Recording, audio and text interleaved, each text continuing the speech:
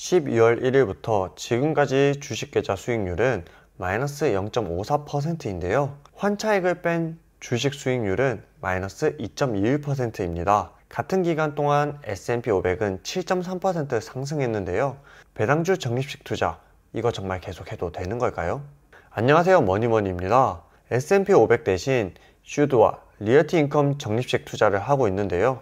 적립식 투자를 시작했던 2023년 12월 1일에도 S&P 500은 전고점을 뚫으려고 하고 있었어요. 특히 AI로 인한 빅테크 기업 강세가 두드러졌었는데요. 그런데 최근 2년간 슈드는 마이너스 3.2%, 리얼티 인컴은 마이너스 17%로 상대적으로 낮은 수치를 기록하고 있었는데요. 고점에 투자를 하기는 싫었고 23년 빅테크 기업이 주도했으니 상대적으로 저평가된 리얼티 인컴과 슈드를 적립식 매수하기 시작했습니다. 그리고 투자를 시작한 지 한 달 뒤인 리얼티 인컴은 9%, 슈드는 5%, 스파이는 3.4% 상승을 기록했는데요. 나는 시장을 이길 수 있는 사람인가 라는 착각을 불러일으키게 되더라고요. 그로부터 또다시 한 달 뒤 결과는 어떨까요? 스파이는 7.3%, 슈드는 4.4% 상승했고요. 리얼티 인컴은 오히려 4% 하락했습니다.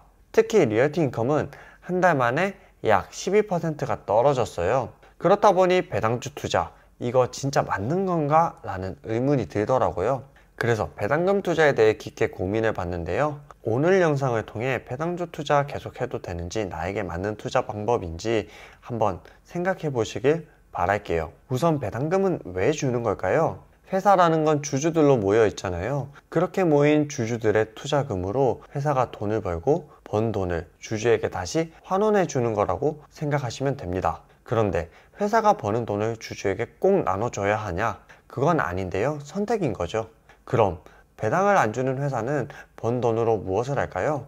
주주에게 환원하지 않는 돈으로 다시 회사에 재투자하거나 자사주 매입을 하게 됩니다.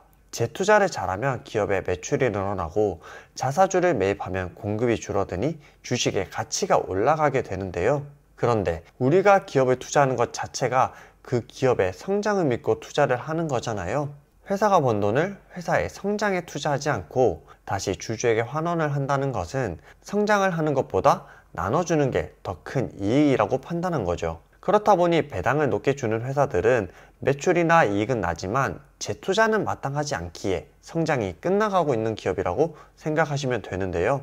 투자자 입장에서도 배당금을 받는 건 오히려 손해에 가까운데요. 배당금을 받아서 그 돈으로 다시 그 주식을 산다면 15%라는 세금만 떼게 되는데요. 만약 회사가 성장해서 주가가 올라간다면 세금 없이 자산의 가치가 높아지게 됩니다. 그런데 15% 세금이라는 단점에도 불구하고 저는 왜 배당주 투자를 하고 있을까요? 이걸 말씀드리려면 저의 부동산 투자 경험을 먼저 설명드려야 될 것 같은데요. 제가 부동산 투자를 시작했던 21년 1월에는요 아파트 가격이 막 치솟고 있었어요. 그렇다 보니 제가 선택한 방법은 경매를 통한 수익형 부동산 투자였는데요. 월세가 나오는 부동산을 저렴하게 매수했다 보니 꾸준한 현금 흐름은 있었지만 21년 한 해 아파트 가격은 거의 최고치에 달할 때였거든요. 그렇다 보니 포모가 오더라고요. 그때 당시 느꼈던 감정은 지금 제가 배당주 투자자로서 느끼는 감정과 비슷하다고 생각이 드는데요. 아니, 이렇게 현금 흐름 투자로 언제 부자 되지? 아파트는 1, 2억이 올라가고 있는데 이 투자 방법이 진짜 맞는 건가? 이제라도 갭 투자를 해야 되는 거 아닌가? 이런 생각이 막 들었어요. 그런데 22년 부동산 시장이 어땠을까요?